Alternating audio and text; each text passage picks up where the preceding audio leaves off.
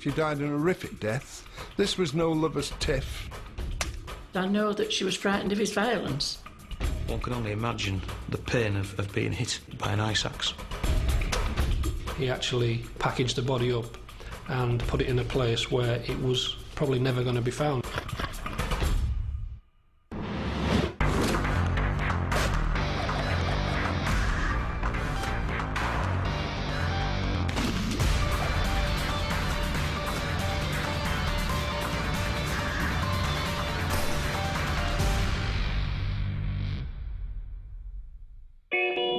This is the story of an almost perfect murder.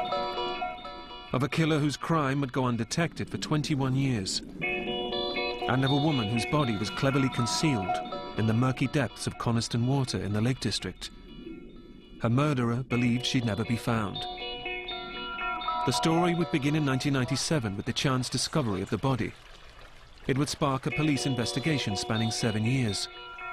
And see a respected schoolteacher arrested twice before justice would finally be served.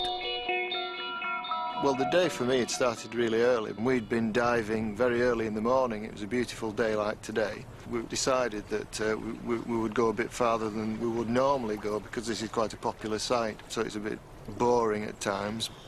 We set the dive depth at about 25 metres. After about 12 metres, the cliff it isn't a cliff as such, it's a steep banking, runs out and you go onto just a silty banking. And all of a sudden, we came across this package. We say all of a sudden because the visibility down there is probably less than about 2 metres. And it's also very, very dark, but it was still a very, very eerie thing to see. Quite frightening at the time. Well, I felt very apprehensive about it. We actually thought it was something that had fallen off a boat. As it turned out, it did. The package was resting on a ledge, only meters short of the deepest part of the lake. And I thought when I went over to it I'd be able to lift it, but it had some weights of some sort holding it down. Quite heavy, I couldn't lift it by hand anyway. The divers brought the mystery package to the surface. And we noticed that it was pretty well bound up. And Dave took his diver's knife and started to cut the binding. We were just quite keen to see what was in it, because it felt very hard. When I cut the first cord, a bit of lead pipe dropped off. That sort of increased the apprehension somewhat, because then you realise that it wasn't a lucky find after all, it was going to be something else. It was very white, sort of very similar to a chicken, I suppose, that kind of texture to it. So at that point we decided that it was, we'd better send for the police. I went out there not really knowing what to expect. It is pitch black around Coniston at night as well, and I remember driving around not totally sure where I was going at the time. The divers had discovered a 21-year mystery. The package was human. It became obvious from the outset that a body found in that condition that we were dealing with a murder case, due to the fact that the body was weighted down, the body had been tied up. The post-mortem would reveal the savagery of the crime and begin to hint at the inventiveness of the killer. The body was contained essentially within 2 bin bags, but when they'd been removed, there was material which turned out to be, in fact, a pinafore dress, which had been drawn up at one end and covered the top part of the body. And then when that was removed, of course, we came down to the nightdress, that was quite clearly, easily recognisable as a baby doll type nightdress. It was a woman's body, tightly bound in a fetal position. It is unusual. I've never seen one that was dropped so elaborately with such a series of ropes and knots and string to attach to the various parts of the body. Her death had been quick and brutal. The cause of death was almost certainly related to the injuries to the face. All the bones of the face had been smashed and the teeth had been damaged. There had been a cutting action as well. One possibility would be an ice axe. There were injuries to the hand, to the left hand, which in fact were of the kind we see when someone has raised their hand to the face or head to try to protect themselves. The police now knew she'd suffered a violent death, but there was so little left of the body, they were still no closer to identifying her.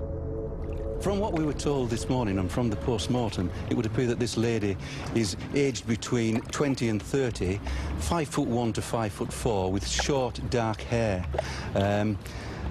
Anyone who can give us some information as to anyone or a lady of that description who is missing anything up to 20 years ago, please let us know.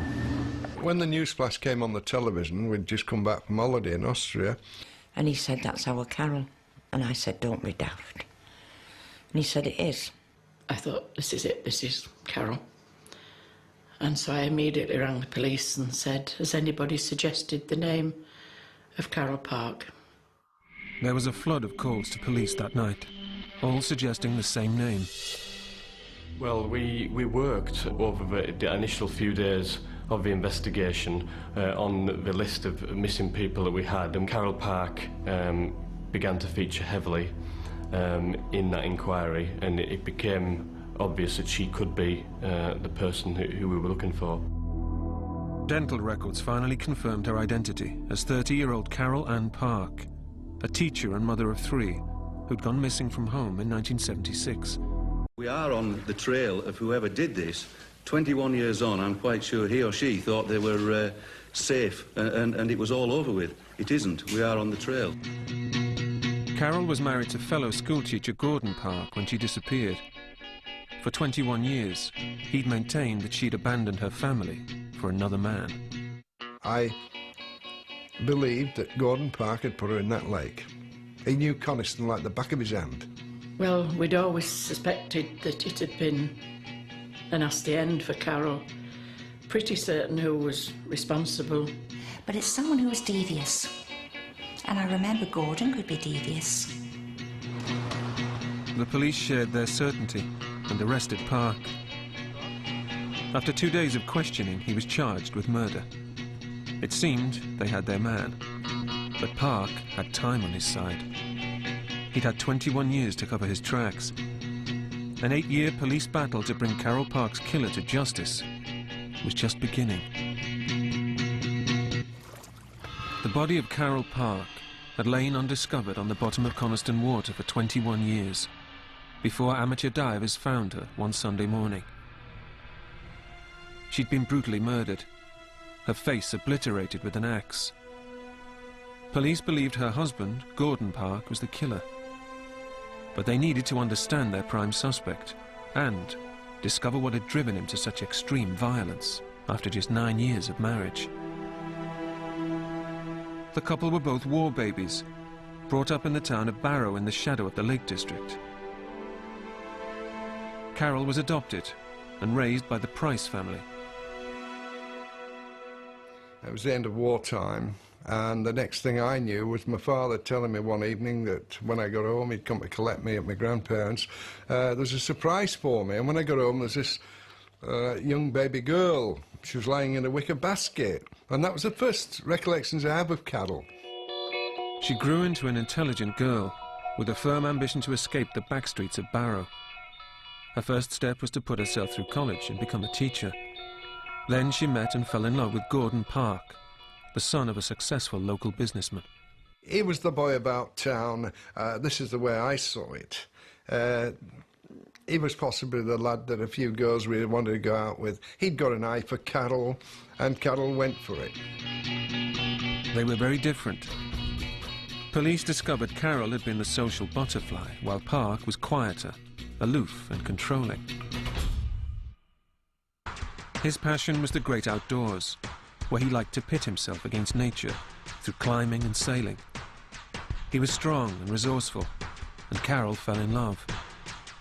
When he proposed, she believed it to be a fairy tale union. She was very much looking forward to getting married. I think she was besotted with Gordon. She would walk over coals for Gordon. You could see that. When she'd married Gordon, she thought she'd married quite well. The newlyweds moved to a smart village outside Barrow. where the practical Park had built a bungalow for his new bride.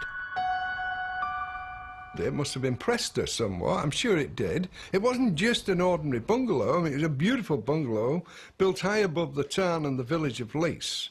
And I'm sure the envy of many, many people at that time. And it was beautifully laid out inside, very impressive.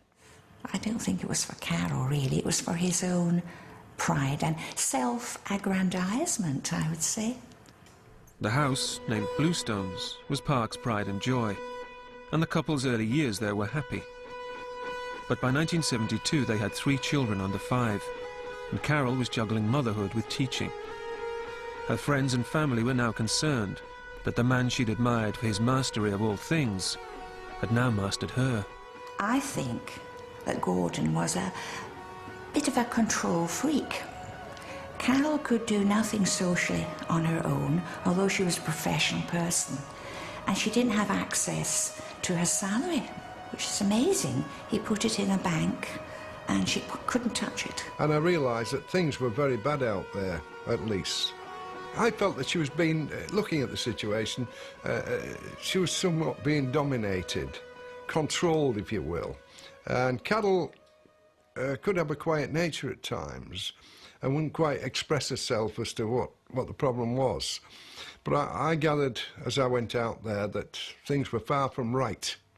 You could feel the atmosphere. In 1974, Carol took a lover, left home and moved into a guest house in the Lakes.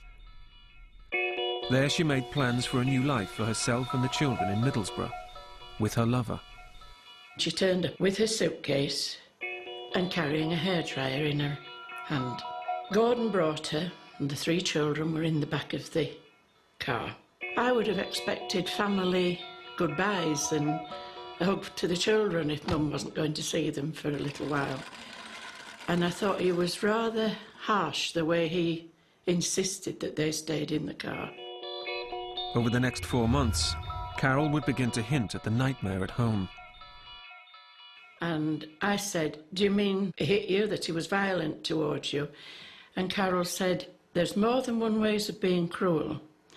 I've had to do things I didn't want to do, and I've always had to obey him because he thought he was in charge." So she didn't actually say he'd hit her, but I know that she was frightened of his violence. Carol was too frightened to meet Park in private to discuss custody of the children, preferring the sanctuary of the local pub instead. And she made sure Anne's husband was standing by to collect her in case things turned sour. And she said, "I'll judge his mood.